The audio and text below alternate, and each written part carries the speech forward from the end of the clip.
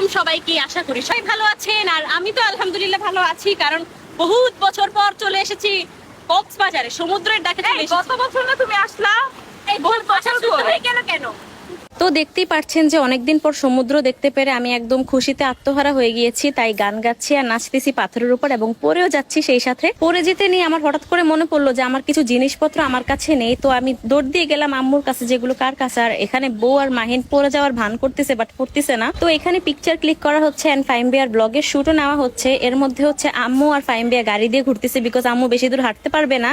আর তার মধ্যে চলে আসলো আমাদের সব থেকে প্রিয় জিনিস, দুধ চা। একদম সমুদ্রের পাশে দাঁড়িয়ে চা পেয়ে আমি অনেক খুশি হয়ে গেছিলাম, কারণ চা আমার প্রিয় জিনিস আর হচ্ছে সমুদ্র তো আরো বেশি প্রিয়। তো দুইটা প্রিয় জিনিস একসাথে পেয়ে আমি একটু অন্যরকমই ফিল করতেছিলাম।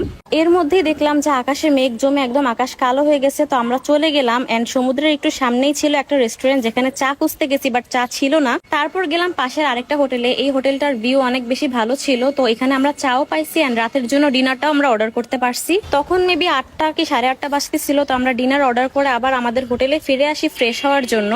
আসার পরেই দেখি যে এই কিউট ছোট প্রাণীটি এখনো বসে আছে এন্ড সে মানুষের আদর নিতে অনেক বেশি পছন্দ করে। তো আমরা ফ্রেশ হয়ে চলে গেলাম সুইমিং পুলে। হোটেলে আমরা খেতে যাওয়ার আগে ভাবলাম যে একটু সুইমিং করে যাই।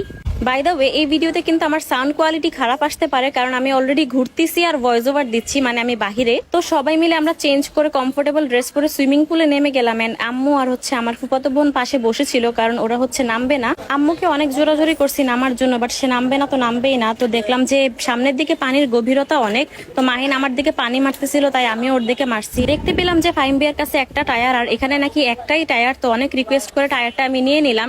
আমি নেওয়ার পর আবার সবাই আমার থেকে টানাটানি শুরু করে দিচ্ছে। কিন্তু যেহেতু অনেকক্ষণ কষ্ট করার পর আমি এই টায়ারটা পাইছি, তাই এটা আমি কাউকেই দিব না। এন্ড মাথার উপর ঝর্ণার মতন পানি পড়তেছিল, আর ওই পানিটা অনেক ঠান্ডা ছিল। বুঝলাম না কখন যেন আমি আর মাহিন বসে জীবনের সুখ দুঃখের আলাপ করা শুরু করেছিলাম জীবন নিয়ে। তো এরপর আমরা আবার যার যার রুমে চলে গেলাম। এন্ড ওয়াশরুমে কে আগে যেতে পারে এটা নিয়েও আমরা অনেক তাড়াহুড়ায় ছিলাম, কারণ অনেকক্ষণ টাইম লাগবে গোসল করার জন্য। তো এরপর দেখলাম যে ফাহিম ভাইয়া বেশি একটা তাড়া দিচ্ছে না এবং ডাকাডাকিও করতেছে না যে আমাদের ডিনারে যাইতে হবে। তো আমি কিছুক্ষণ বসেছিলাম বারান্দায় এসে, কারণ অলওয়েজ কোথাও যাওয়ার সময় আমারই সব থেকে বেশি লেট হয়, সেটা রেডি হওয়ার জন্য হোক অথবা কোনো কিছু নেওয়ার জন্য হোক, আমি সব থেকে বেশি লেট করি। তাই আম্মু আমাকে আগেই বলে রাখছে যে সবার থেকে আগে রেডি হওয়া শুরু কর, যাতে করে আমি লাস্টে দিয়ে লেট না করি। এরই মাঝে ফাহিমবিয়া ডাক দিল সবাইকে নিচে নামতে। এন্ড সবাই তখন আমরা যাচ্ছিলাম ওই হোটেলটাতে। রাতের বেলা বলে বেশি একটা বোঝা যাচ্ছে না, বাট এই হোটেলটার ভিউ অনেক বেশি সুন্দর ছিল। এন্ড দেখলাম যে ওরা ক্যান্ডেল লাইট টাইপের অ্যারেঞ্জমেন্ট করেছে। এর জন্যই মাহিন আর বউ আসার সাথে সাথেই ছবি তোলা শুরু করে দিছে। এন্ড আমি বসে বসে ভিউ এনজয় করতেছিলাম।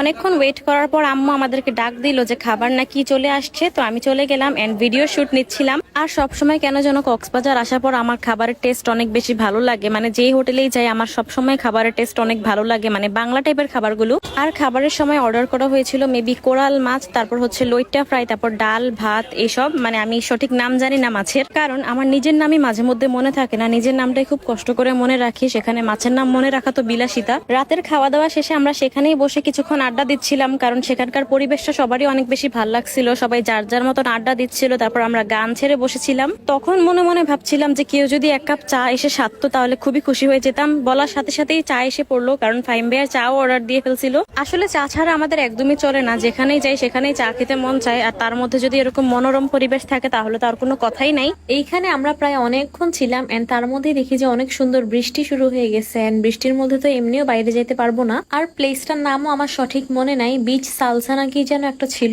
আর সত্যি বলতে এই রেস্টুরেন্টটাতে এসে শান্তির চা পেলাম। অন্য যেখানে যেখানে চা খাইছি ওখানে সব জায়গায় মশলা চা বানায়, মানে চা নর্মালি আমার অনেক পছন্দ, মশলা চা আমার কখনোই পছন্দ না। আমরাই ওনাদেরকে বলে দিছিলাম যাতে চায়ের মধ্যে কোনো মশলা না দেয়, আদা বা এলাচি। তো যাই হোক, আমরা প্ল্যানও করে গেলাম যে কালকে রাতেও খেতে আমরা এখানেই আসবো। তো এর মধ্যে এত বৃষ্টি যে থামতেছিলই না বৃষ্টি। আম্মুরা সবাই এক ছাতায়, আবার আমরা সবাই এক ছাতায়, অনেক কষ্টে আসছি।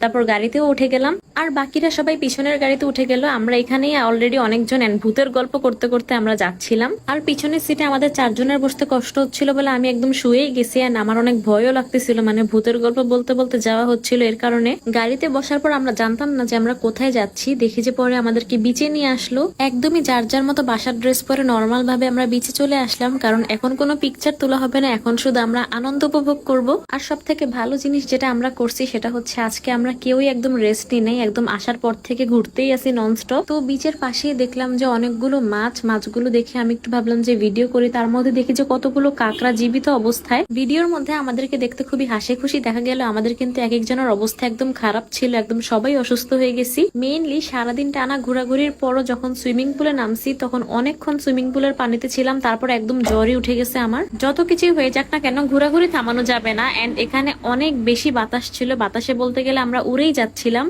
এইভাবে মেনলি বাতাসে উড়ার জন্য আমি কক্সবাজারে এসেছি। তো এখানে আমি বিচের সামনে শুয়ে শুয়ে দেখছিলাম যে অনেকগুলো কাপল। রাতের বেলা সবসময় বিচের পাড়ে আসলে দেখি যে এমন অনেকগুলো কাপল থাকে, ওরা হাত ধরে হাঁটে আর আমি এভাবে শুয়ে শুয়ে দেখি। তারপর অনেকক্ষণ যাবত সমুদ্রের সামনে রাতের আকাশ দেখতেছিলাম বিচের পাড়ে শুয়ে শুয়ে। আর এমন জোরে বৃষ্টি আসছে যে দৌড় দিয়ে সবার গাড়িতে উঠা লাগছে, তারপরও সবাই ভিজে গেছে। আর অলরেডি অনেক রাত হয়ে গেছে, তো সোজা আমরা একদম আমাদের হোটেলে চলে গেলাম এন্ড যার যার রুমে সবাই চলে গেলাম। আজকের ভিডিও এই পর্যন্তই, দেখা হবে নেক্সট ভিডিওতে। আল্লাহ হাফেজ।